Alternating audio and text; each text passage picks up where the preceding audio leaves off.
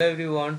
आज हम लोग लेक्चर देख रहे थे जो इसके पिछले क्लास में आरसीसी एंड पीसीसी के बारे में। तो आई होप पिछले क्लास आपको अच्छे से समझ में आया होगा, जहाँ पे हम लोग आरसीसी और पीसीसी को देख रहे थे।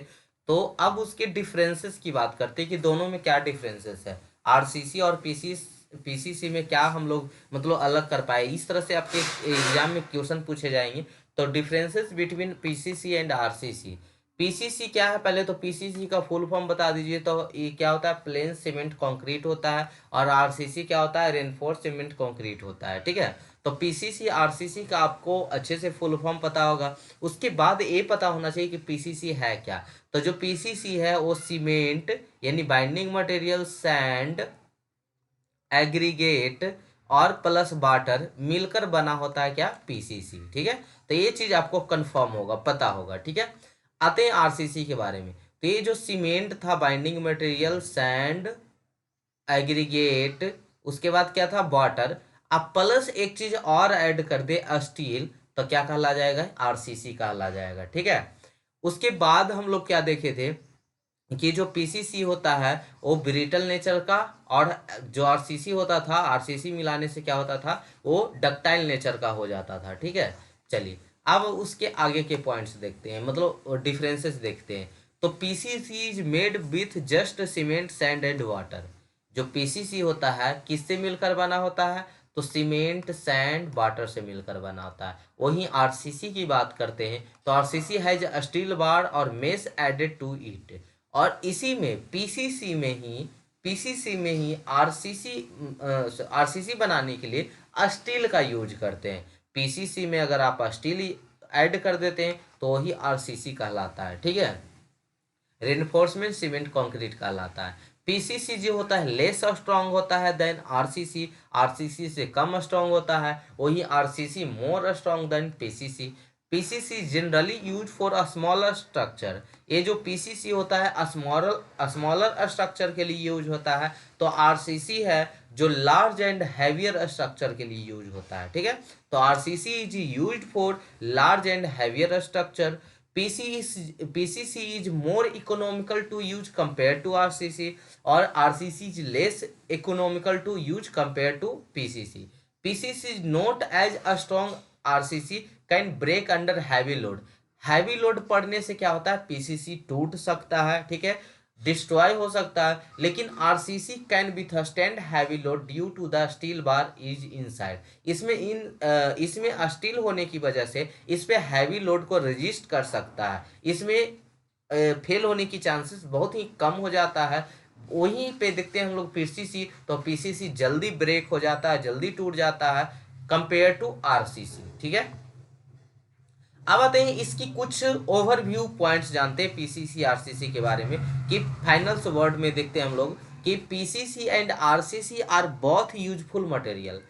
ऐसा नहीं है कि पीसीसी खराब है या आरसीसी बढ़िया है या ऐसा कुछ। ये दोनों के दोनों क्या है, अच्छे, यूजफुल हैं, बशर्ते इसकी अपनी अपनी जगह पे, पोजीशन पे सेट करवाना होगा for building structure. But they have some important differences.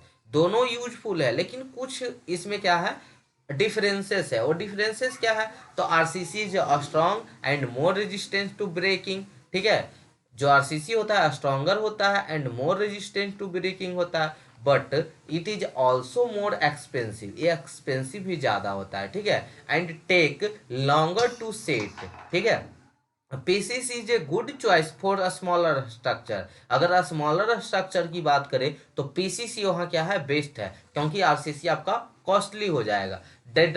that don't need a much support, while RCC is better for large and heavier structure that need to be very strong। ठीक है, जहाँ आपको ज़्यादा strong structure की ज़रूरत है तो वहाँ पे आप आरसीसी यूज कर लीजिए। ठीक है, उसके बाद देखते हैं ग्रेड ऑफ कंक्रीट। अभी बात कर रहे थे कि जो कंक्रीट के ग्रेड पे डिपेंड करता है कि आपका कैसा स्ट्रेंथ आएगा। ठीक है, तो ग्रेड ऑफ कंक्रीट है, it is the quality of concrete in terms of compressive strength. हम लोग जो ग्रेड ऑफ कंक्रीट को डिफाइन करते हैं वो कंप्रेसिव स्ट्रेंथ के टर्म में डिफाइन करते हैं। ठीक है, compressive strength is the most important parameter of concrete which will define all the other strength such as bending strength, shear strength and split tensile strength. ठीक है, जो कंप्रेसिव स्ट्रेंथ होता है वो बहुत ही इंपॉर्टेंट पैरामीटर है कंक्रीट के लिए, जो किसको किसको डिफाइन करता है, बेंडिंग स्ट्रेंथ स्ट्रेंथ को, शियर स्ट्रेंथ को, स्प्लिट टेंसाइल स्ट्रेंथ को। ठीक है, अब ये सब स्ट्रेंथ क्या, बेंडिंग के बारे में आप जानते होंगे, जिसे मान लीजिए एक रड है, उसको पकड़ के ऐठ दीजिए, मोड़ दीजिए, बेंडिंग हो गया। शियर क्या होता है, ये वाला है, ये दोनों टूटता है, यहाँ की यहाँ देखिए, जैसे एक लाइन है, ठीक है, इसको बीच से तोड़िए, तो ऊपर की इसी लाइन पे जिससे दो को टूटा है ना, तो यहाँ पे इधर एक फोर्स लग रहा होगा, एक इधर फोर्स लग रहा होगा, तो ये आपस में क्या है, शियर फोर्स है। ठीक है, तो शियर फोर्स से शियर स्ट्रेंथ आएगा।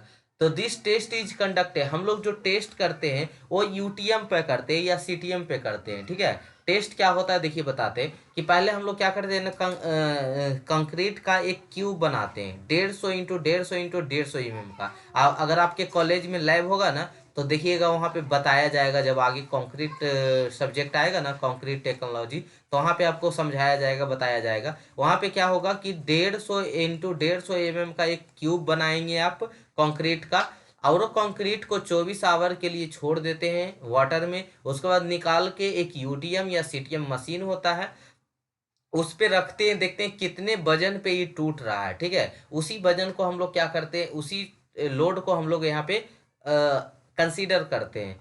तो the cube is tested after 28 days of casting. ये इसको हम कितने दिन के बाद करते हैं, 24 आवर के लिए पानी में छोड़ देते हैं, उसके बाद निकाल के इसको 28 दिन के बाद इसको चेक करते हैं कि कितना उसका कंप्रेसिव स्ट्रेंथ है।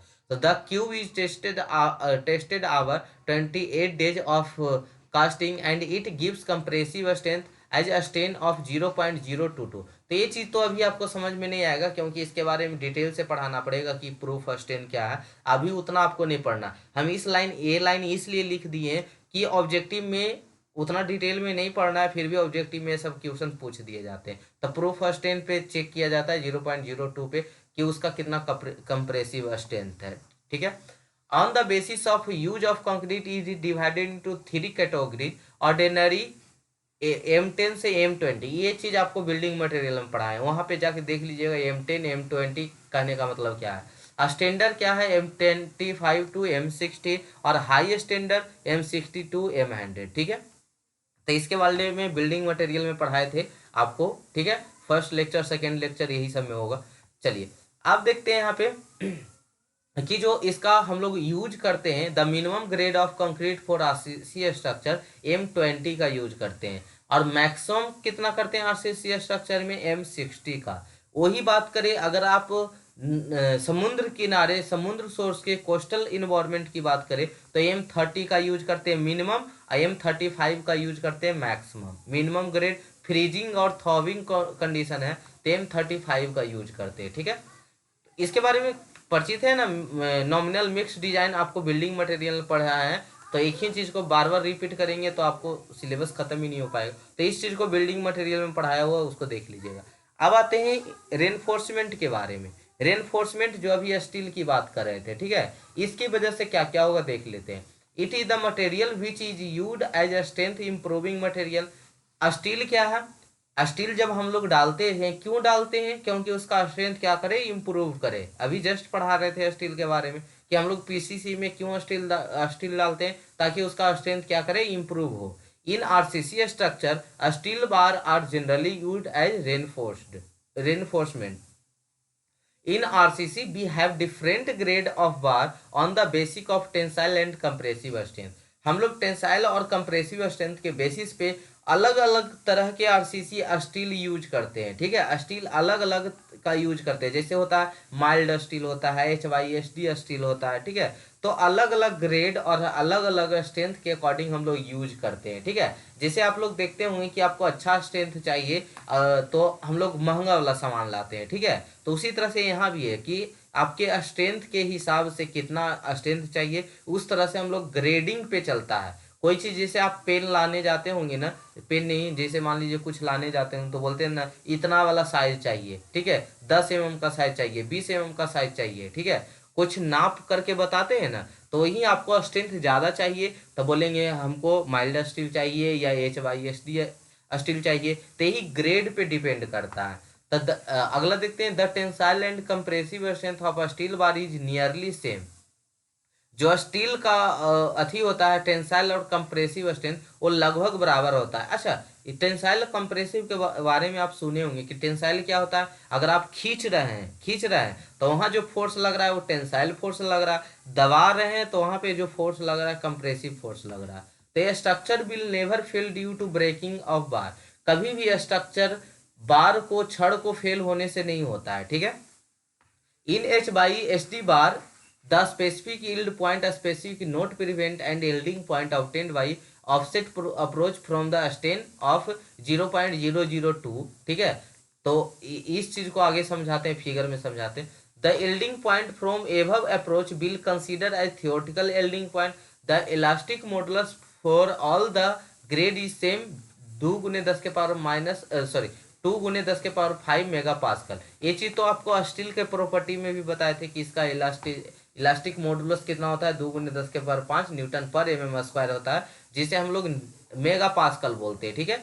न्यूटन पर एमएम स्क्वायर को ही मेगा पास्कल बोलते हैं। तो 2 गुने 10 के पावर 5 है जो मेगा पास्कल है, यानी न्यूटन पर एमएम स्क्वायर है। जो स्टील के चैप्टर में आपको हम बताए थे कि स्टील का जो प्रॉपर्टी में बताए थे कि स्टील का जो इलास्टिक मॉडुलस होता है वो 2 गुने 10 के पावर 5 न्यूटन पर एमएम स्क्वायर होता है।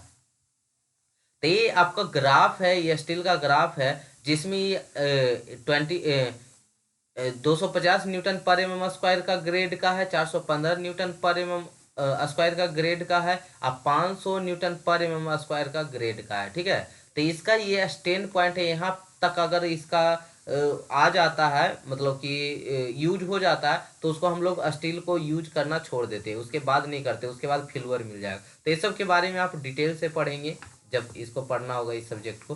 टाइप्स ऑफ रिइंफोर्समेंट, अभी नाम यहाँ पे बोले थे 250, 415, 500, ये सब का नाम अपना अपना है। तो पहला है माइल्ड स्टील, ठीक है, जो 250 वाला है उसको हम लोग माइल्ड स्टील बोलते हैं। जो 250 मेगा पास्कल वाला है, यानी 250 न्यूटन पर एमएम स्क्वायर वाला है, उसको हम लोग माइल्ड स्टील के नाम से जानते हैं। तो it is a very basic grade of reinforcement which have high ductility, इसका डक्टिलिटी नेचर बहुत ज्यादा होता है, ठीक है।